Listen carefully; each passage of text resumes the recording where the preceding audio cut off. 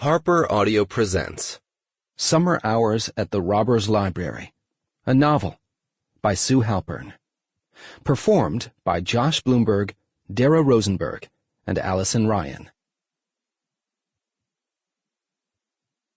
The Marriage Story, Part 1. What you need to know about him back then is that if the police put 7 college students in a lineup looking for the one who played trombone in the marching band, Calvin Sweeney would be picked 10 times out of 10. And the funny thing is, he did play trombone in the marching band, which is how we met.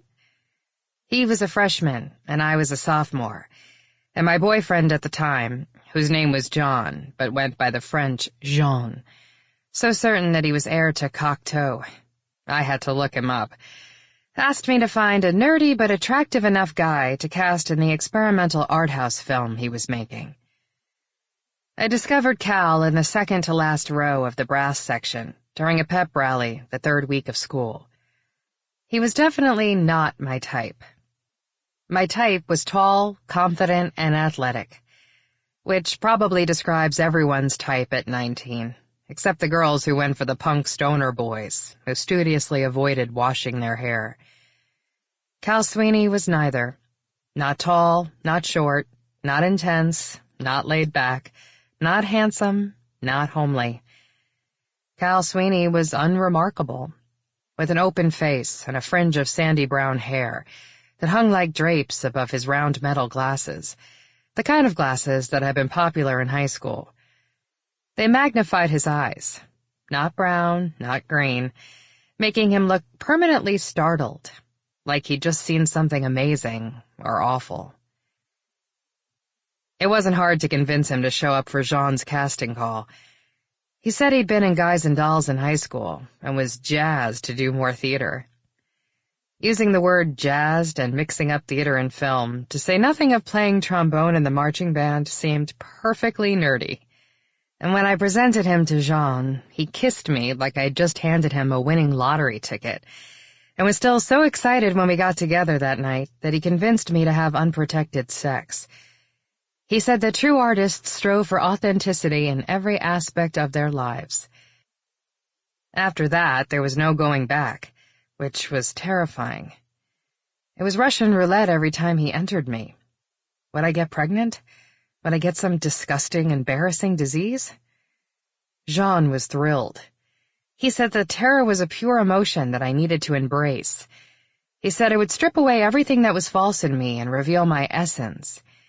He said that the paradox of life was that existence preceded essence. He said that someday we should jump off a cliff together, and then we would know. Of course, then we would be dead, but it seemed small-minded to point this out. The film consumed him. He stayed up all night making shot lists that by morning could run 15, 20, 25 pages. He stopped sleeping.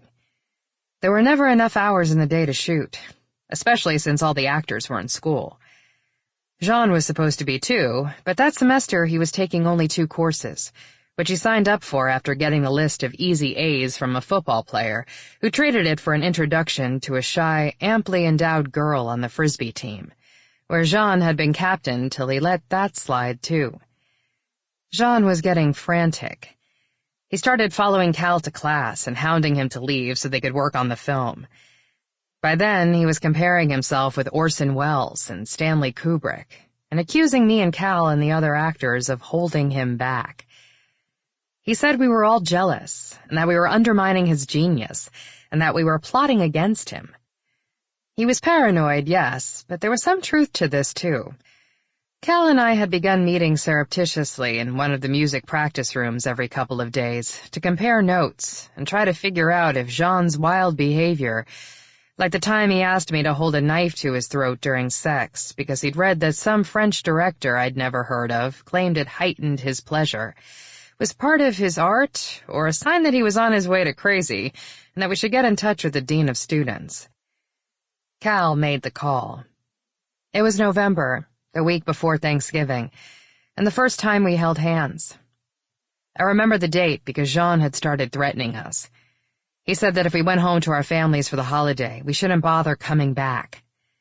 We didn't know what Sample complete. Ready to continue?